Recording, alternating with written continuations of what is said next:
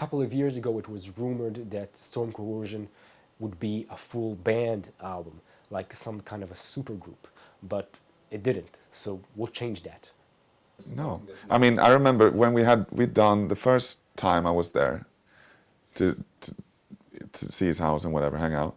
We did one song. We wrote one song called Drag Ropes, which is on the album, and half of an instrumental. Yeah.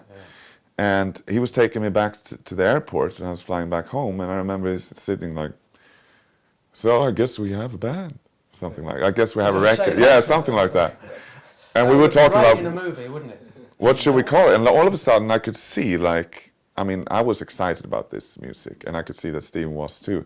And we're talking about, like, it's like, I mean, I can't remember the last time you talked about, like, what should we call ourselves? Like, what should be the name of the band? Right. And we're talking about, like, next time we're gonna, you know, write music. You know, it's like this, almost like a juvenile type of excitement that I really. It was amazing for me, you know, and just because we created something from scratch, you know, there was no like we've been saying, no reference. It's just all of a sudden we have a band. But I think what you're asking, a few years ago when those kind of rumours were out, what happened? The problem is, what happens is, of course, somebody only has to mention it in one interview. Yeah. I think Mike Portnoy had mentioned it in some interview that he was going to be making a record with me and Michael, and as soon as it was all over the internet. And I think at that point, myself and Michael are like, run away, run in the opposite direction, because the expectation was all wrong, and it just felt all wrong.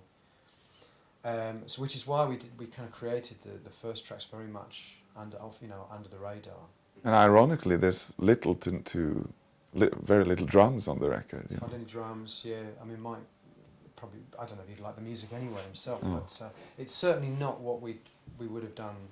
Even 5 years ago, I think we would have done something completely different to what we've done this time. Mm. Well, I mean, to be honest, I'd say 98% of the record is myself and Michael. Yeah. Michael did almost all the guitars, and the bass we kind of did between us, and I did most of the keyboards. Apart from that, there's a guy that played woodwinds on the record called Ben Castle, that I've worked with many years. Great woodwind player, flute, oboe, clarinet, that kind of thing. There are strings on three tracks. One of the things that became apparent very early on was that there was going to be a very sort of orchestral vibe to a lot of the songs, not just the woodwinds, but also with very sometimes romantic, sometimes very dissonant kind of strings, which I think is something we both get from the sort of Scott Walker, vibe. So we did three. In the end, we replaced all the samples that we'd used on the demos with real strings. And then Gavin, the drummer from Porcupine Tree, plays, well, not so much drums. I think he plays drums on one song for about 30 seconds. Well, it's like a solo. A solo that's kind of muffled. That's been put through a telephone effect. So it's like everything you can do to sort of abstract it away in a way from sort of big, shiny, glossy, booming drums. But mostly it's percussion.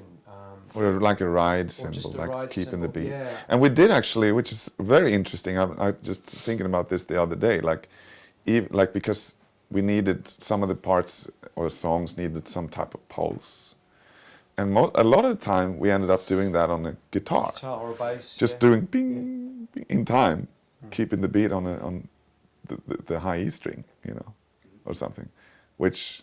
You can hear it in a couple of the songs, at least 3 songs. You hear the ding, which is really cool, I think.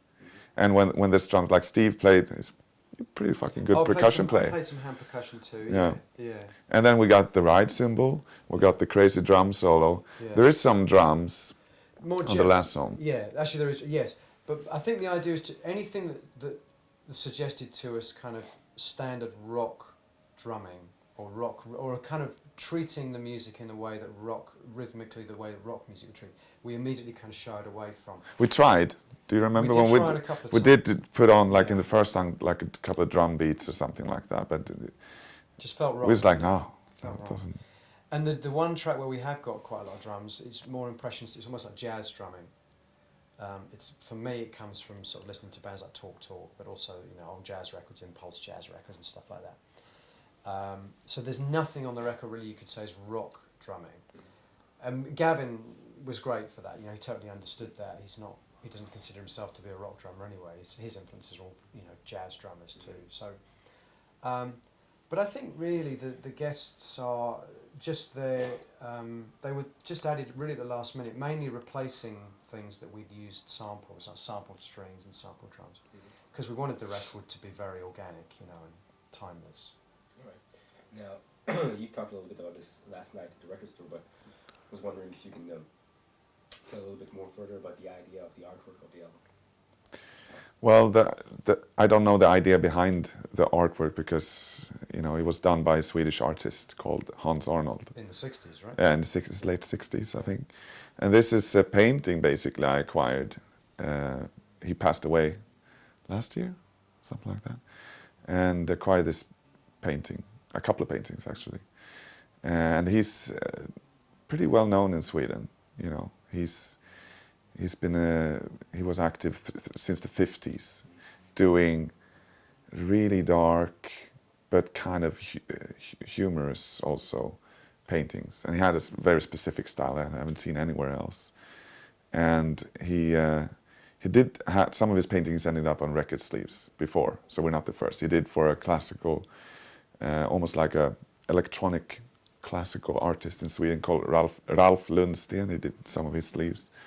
And he did actually a cover for ABBA, for a Greatest Hits record, and some other stuff too. And it was just, I had this painting and we had the band, you know, and we were talking about the artwork, and I just mentioned to Steve, like, I have this painting, which is, I'm not sure if it's done, but it's really, I think it would fit the music. So I just took a picture of it back home, sent it to him, and he loved it. And it just works with the music. I mean, the music is just like this painting, it's a bit all over the place, if you know what I mean. In a good way, so to speak.